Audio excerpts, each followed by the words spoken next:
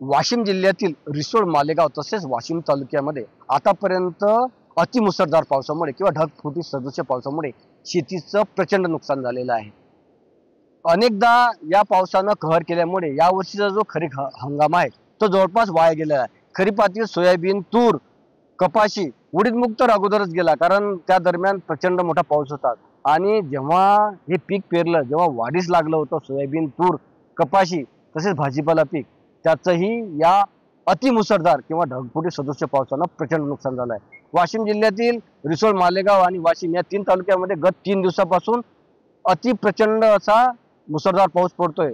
त्या पावसामुळे शेतामध्ये मोठ्या प्रमाणात पाणी साचलं आहे आणि त्यातल्या त्यात जे काही शेती आहे ती नदी काठची आणि नाल्याकाठची, त्या शेतामध्ये जे काही माती आहे ती देखील या पुरामुळे वाहून गेली आहे। आणि सद्यस्थितीत वाशिम जिल्ह्यामध्ये जो काही सोयाबीन होतं तो काढणीचा हंगाम आलेला आहे, मात्र या हंगामावरही या निसर्गानं पाणी फिरलंय, कारण प्रचंड पाऊस पडला आणि अति नुकसान झालेलं आहे। या खरीपाच्या पिकांमधून शेतकऱ्यांच्या हाती काहीही लागणार नाही।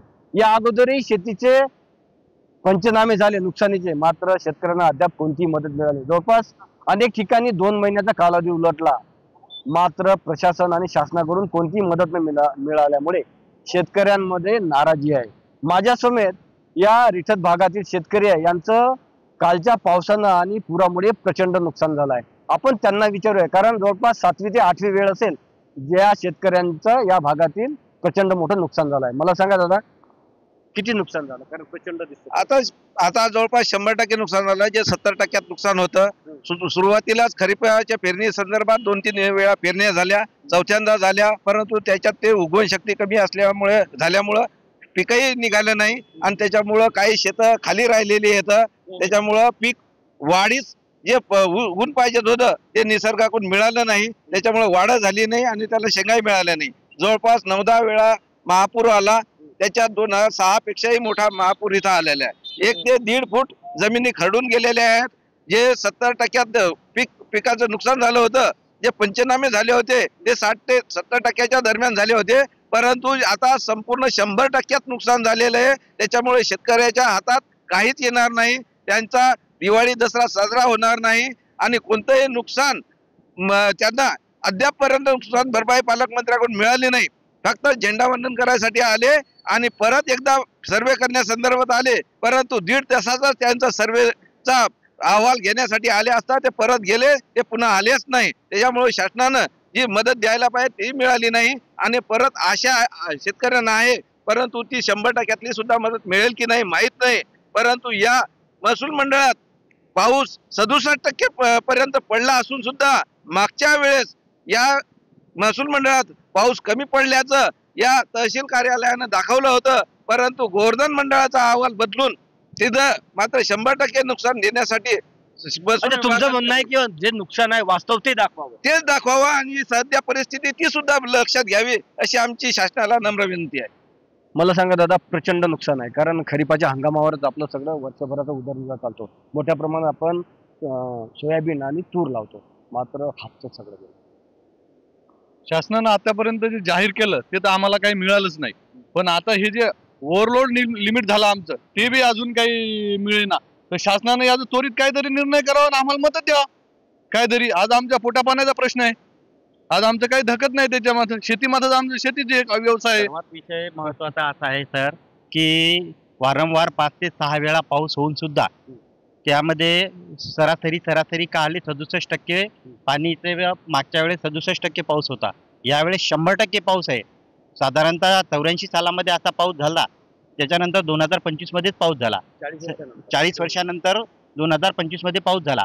आणि सगळ्यात महत्वाची दुःखाची बाब ही आहे की साधारणतः जी जमीन आहे ही 1 ते 1.5 फूट काळी माती आहे, ही शेतामध्ये कुठल्याच प्रकारची राहिलेली नाही। तर आमची अशी सर्व रिठतवासियांच्या वतीने मागणी आहे की जे हंगामी पीक आहे हे सुद्धा उगू शकत नाही, रब्बीचं पीक किंवा गहू हरभरा घेऊ ही सुद्धा या जमिनीमध्ये कच कुठल्याच प्रकारची राहिलेली नाही। तर आमची संबंधित पालकमंत्र्यांना एवढीच नम्र विनंती आहे की ताबडतोब तात्काळ तुम्ही वरिष्ठांना कळवून की आम्हाला नुकसान भरपाई 100% मिळण्यात यावी, एवढीच आमची आग्रहाची आणि पैसे सुद्धा तात्काळ देण्यात यावे, एवढी नम्र। दादा मला सांगा, खूप नुकसान आहे, हो 100% नुकसान आहे. पूर्ण जमीन खरडून गेलेली आहे. आता दुबार पेरणीची पण याच्यात शाश्वती नाही. हे तर पीक गेलं, पण दुसरं बी येईल याची गॅरंटी नाही. दुसऱ्या पिकाची गॅरंटी नाही. म्हणजे आता मग कुटुंबाचा उदरनिर्वाह कसं चालू आहे? आता जी आर्थिक मदत यायची ती पण अजून आलेली नाही. फक्त कागदोपत्री झालेलं आहे. आतापर्यंत आमच्यापर्यंत काहीच आलेलं नाही. मला सांगा, प्रचंड नुकसान आहे. खूप नुकसान आहे. शासनाने खरीपाचं नुकसान तर भरपूर आहे सर, पण रब्बीचं पण भरपूर, रब्बीसाठी पण शासनाने मदत त्यांनी करावं, ही आम्हा सर्वांना विनंती सर्वांची. म्हणजे आता याच जर नुकसान भरपाई मिळाली तरच तुम्ही रब्बी पेरू शकाल ना. हो ना, पैसे सर कुठून राहणार शेतकऱ्याला? सर शेतकऱ्याला पैसे राहणारच नाही सर, कुठून काय करणार? शेती सगळं शेतीवर अवलंबून गोष्टी आहेत सगळ्या. खरंच वाशिम जिल्ह्यातील रिसोड, मालेगाव आणि वाशिम तालुक्यामध्ये पिकांचं अतोनात नुकसान झालं. या पिकासोबत अनेक ठिकाणी जी शेतजमीन आहे, म्हणजे जी सुपीक माती आहे, ती देखील खरडून गेली आहे. त्यामुळे या शेतकऱ्यांना पुढचं पीक देखील पेरता येणार नाही. हा हंगाम तर वाया गेला, मात्र पुढील हंगाम कसा पेरावा किंवा त्या रब्बीचं पीक कसं पेरावं हा प्रश्न या शेतकऱ्यांना सतत. यासाठी किमान या राज्य सरकारने या शेतकऱ्यांना मोठी आर्थिक मदत द्यावी, ज्यामुळे हा शेतकरी या मोठ्या नैसर्गिक संकटातून उभारी घेऊ शकेल. किशोर गोमासे, न्यूज लोकमत, रिठद, वाशिम.